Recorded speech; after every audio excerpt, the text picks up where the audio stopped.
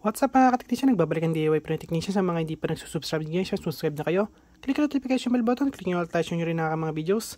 So yun guys, ayan guys, magre-review tayo ng Sabrent na 16 port USB 3 data hub and charger with individual switches. So 90 watts siya guys. So makita nyo guys kung ano yung loob niyan. Tsaka kaya sinabing individual switches yan guys kasi may separate ano siya guys on off. Ito guys okay, so kung gusto niyo lang i-on yung first port or gusto niyo lang i-on yung second port, yan. Tapos meron din tayo ditong Sabrent na 2 slot USB 3 OTG card reader. At dito naman guys ay USB 3 micro SD and SD card reader. Okay? So, ano ba yung model number nito guys? Itong 16 port na USB 3. So, ito po guys yung model number niya. Ayan, HB-PU16. So, hub siya. Ayan, HB. Tapos, 16 ports. Ayan. Dito naman guys, ito yung model number niya. So, ito yung itsura niya guys ha. Ito yung model number niya. CR or card reader dash BCA2. Ayan. So, 2 slot. Ito guys. Tapos, ito naman guys ay card reader din siya. Ayan. CR-T2MS. So, 2 slot din siya guys. Ayan. So, isa rito sa baba. Ayan. Ngayon, pakita ko sa inyo kung bakit ko binili to. At, may paggagamitan kasi tayo nito guys. Kaya ako binili ganito karaming USB port. Ito ba guys ay totoong ano siya guys, separate ba talaga yung ano niyan or individual ba talaga yung switches niyan or yung mga ports niyan? So makikita nyo guys. Okay, so simulan muna natin syempre dito sa maliliit na to. Ayan guys, so buksan na natin siya.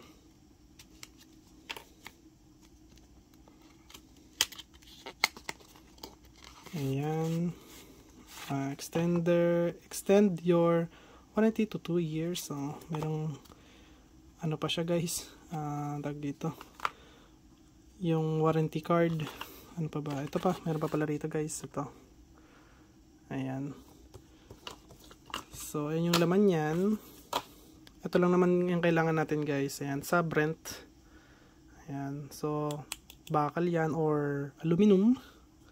So, tingnan natin guys. Ayan. So, ayan guys, sa USB 3 siya guys. Ayan, tunay na USB 3. Ayan. Okay. Tapos dito guys, tingnan natin. Sa kabila. Ayan guys. Naka Type C siya guys. Ayan. So, kita nyo baliktaran. Ngayon, ito yung sa card reader niya mismo. Ayan guys. So, ayan. Ito yung card reader para sa SD. Ito naman yung card reader para sa micro SD. Bale ito guys, kahit meron siyang micro SD, pwede nyo rin gamitin yung SD at the same time guys. Okay, so pagpasok nyo to sa computer nyo, dalawa agad yung makikita nyo. Kasi yung ibang card reader, isa lang yung nare-read kada isang slot. Okay, ito dalawang slot, so dalawang nare-read niya. Okay, so ayan, so lagyan muna natin siya dito. Ito, tingnan natin to. Ito naman guys, pares lang. Ito, may mga warranty card siya tsaka manual. Ayan, so yun yung laman niya. May case siya syempre. Ayan. Ito naman ay ganun din. Ayan SD card itong isa sa taas, tapos sa baba micro SD card. At yan guys, pares din yan. Kapag pinasukan mo ng SD card yan tsaka micro SD card, sabay yan guys i-read. Okay? Yun yung sinasabi ko sa inyo na yung iba, pagka pinasukan mo ng dalawa, isa lang yung mariread sa kanila. Okay? Ito, dalawa. So, ayan guys, USB 3 na rin siya. Ayan, mabilis mag-read write. Ayan. So, syempre, mamimili ako kung ano yung mas maganda sa dalawa. So, papakita ko rin in the future sa inyo kung gaano siya kabilis. Okay? So, tabi na natin to. So, buksan natin to. Ito guys, hindi pa nabubuksan yan kasi may plastic pa yan. Oh. Ayan. So, ayan siya. Para makita nyo muna yung nasa likod niya. So, ayan. Kung nakita nyo, 16 times super speed yung USB 3 niya guys. Up to, wow, 5G guys. 5 gigabit per second yan guys. Ayan. Oh, 'di ba? Grabe. Sorry. So, ayan guys, kung nakita nyo, auto switch siya. So, 110 to 240 guys. So, yan yung sa adapter niya. May kasamang adapter to. Ayan. So, at least makita nyo yung features niya guys. So, basahin nyo na lang. Para kung kailangan nyo yan guys, at least ito na lang yung bilhin nyo. Ayan. So, ayan guys. So, ano pa hinantay natin? Buksan na natin guys. So, saan siya bubuksan? Ito, ayun. Ito, dito. Dito. Ito guys, dito siya bubuksan. Gilid.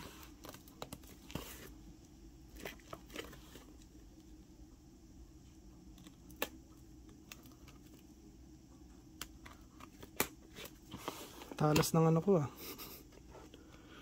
ng blade ko. Ginagamit ko kasi ito minsan sa metal kaya hindi na siya matalas.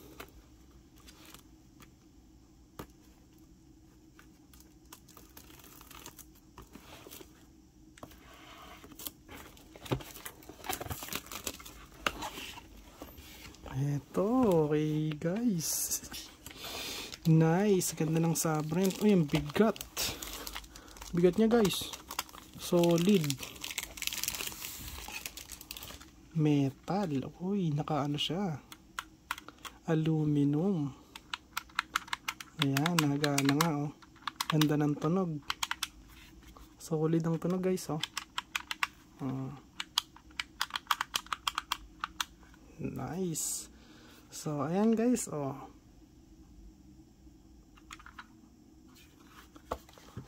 Ayan. Tanggalin mo natin to. Tingnan natin yung loob. Ayan. Ganda ng adapter. Ang laki. Ang laki ng adapter.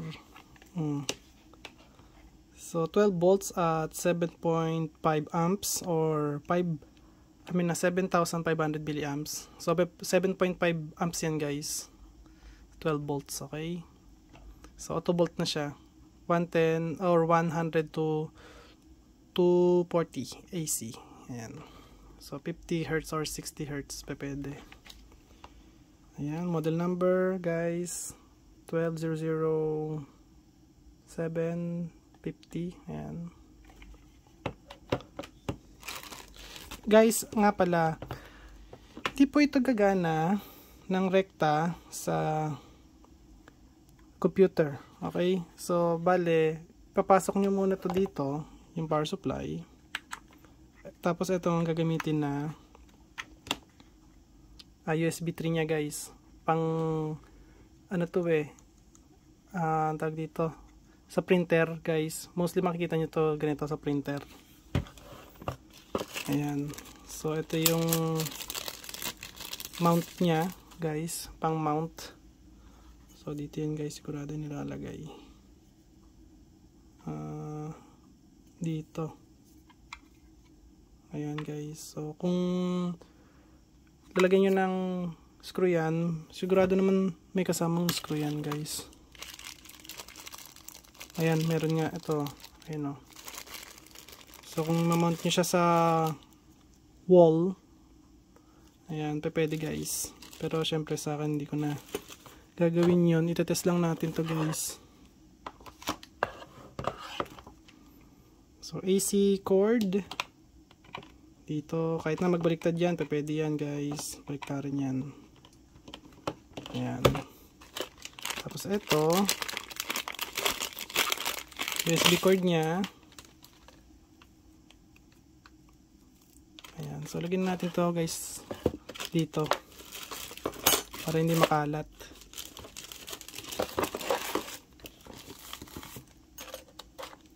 Tapos ito guys, lalagay yan guys dito. Ayan. Okay. So, hindi kayo magkakamali kasi ayan yung ano yan eh.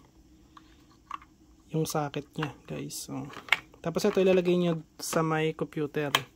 So, ilagay nyo to sa may kakulay niya rin. Blue. Kasi ito ay USB 3 guys. Pero kung wala kayong kulay blue nito, so kahit na dun sa itim, okay na yan. USB 2 naman yan guys. Okay lang yan. So, ang gagawin ko dyan kasi, so sasaksak ko rin to rito. At ilalagay ko rito guys yung binili natin na ano, ito, card reader. So, bibili ako ng ganito na ano pa rin to, 7. Tapos ito, 7 rin. Ang gagawin ko dyan guys ay ito yung lalagay ko rito. Ayan. So, 7 dito na ganito. Tapos 7 rin ito na ganito dito guys. So, bale may 7 pa rito. Tapos may 7 pa rito. So, makikita nyo yan guys in the future video natin. So, bakit bumili ako ng ganito at kailangan ko bumili ng madaming ganito? Kasi gagamitin ko yung balena etcher. So, sa mga SD card ko, ito guys, SD card tsaka yung mga micro SD tsaka mga SD card. Ayan, so yan ang gagamitin kong pang tag dito, pang etch sa saan ba to? So, ganito. So, yun guys ang gagamitin ko pang etch sa ano natin, balena etcher. Ayan. So, yun ang gagamitin ko pang flash. Ayan. Para guys, isang anuhan na lang, isang flash na lang siya. Kesa yung tag dito, pa isa-isa siyang ipa-flash. E di, ayan, mas maganda yung ipa-flash yan ng ano guys, ng isahan na lang, 'di ba? So, buksan nyo lang yung mga switch niya. And then, magpa-flash na siya guys. Siyempre, ang gagawin ko kasi, tag dito, sa Piso Wi-Fi Builder kasi guys, kailangan mas mabilis yung gagawin nyo para yung customer nyo madami rin guys. Mabilis kayong makakatapos. Ayan. So, ito guys, itong solusyon sa Brent. Totoong ano to guys, USB 3. So, pakita ko sa inyo yung ano nito, yung ang tag dito, makikita nyo talaga yung kung ano yung software nito guys, yung nasa loob nito. Okay, so balik ako guys. So yan nga pala guys, yung USB 3 ko dito guys, sira na. Hindi ko alam kung bakit na sira. So hindi na siya nagpa-function. At yun nga, ikakabit ko na lang muna siya sa USB 2. Ayan. So kakabit ko muna siya guys. Okay. So buksan pa natin to guys. Itong software na to. USB 3 guys ang tawag dito. Ito, USB device 3 viewer. Ayan. So nasa version 3.8.7 version ako guys. Ito Ayan, pakita ko muna sa inyo. Ayan. So kung nakikita nyo yung mga ports niyan, ayan guys So pakita ko yung sa Brent na 16 ports. Tingnan natin kung totoo yun, kung tunay. Ayan guys. Uy, ilan nakalagay? 4 ports. That's weird, diba? Boss, bakit 4 ports lang yan? Eh, sabi mo 16 ports yan. Tignan nga natin. I-plus natin to. Sa isang port, merong 4 na port. So, ilan yan? Tingnan natin. So, ayan, 4 ports yan guys ha, nakita nyo ha. Pero sa kada isang port niya, may 4 na ports. Ito, 1, 2, 3, 4. Ito sa pangalawang port, may 4 ulit. Ayan, bali 8 na yan, or 8 syempre. Sa third port niya, meron pa ulit na, ayan, 4 ulit guys. So, ibig sabihin 12 na yan. Sa fourth port niya, meron ulit 4. So, 16. Total guys. Ayan, 1, 2, 3, 4, 5, 6, 7, 8, 9, 10, 11, 12, 13, 14, 15, 16. Ayan guys. So, at least napatunayan ko lang sa inyo na ayan, meron siyang 16 ports na iba-iba guys. So, hindi sila magkakaparehas. Try natin pasukan ng USB. So, pasukan ko siya nito guys. Okay. USB card reader, ito, tsaka yung ito. Ayan. So, lagay ko na. So, ayun siya guys, kung nakikita nyo. So, naka USB 3 siya. So, tunay siyang USB 3 guys, kung nakikita nyo. So, ito naman sa isa. Tingnan natin. Ay, nakapatay pala.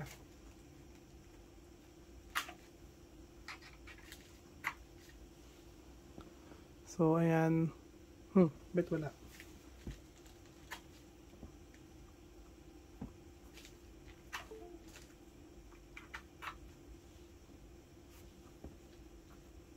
Wala siyang nakalagay ha. Lagyan natin ng card reader. I mean, ng USB, micro SD guys. Lagyan natin.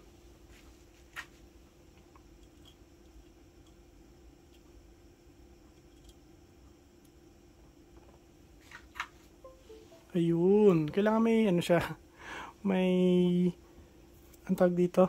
May card reader. I mean may micro SD guys. Para mabasa agad. So lagay ko yung isa. Ayan guys. So ayan guys. Pakita nyo.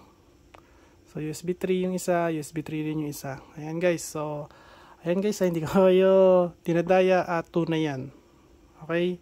Lahat ng ipinapakita ko sa inyong video is tunay po yan. Okay? So, and guys, at kung nagustuhan nyo ang video ko, huwag kalimutan mag-like, share, subscribe, click notification bell button, click nyo all guys. Bye. Peace.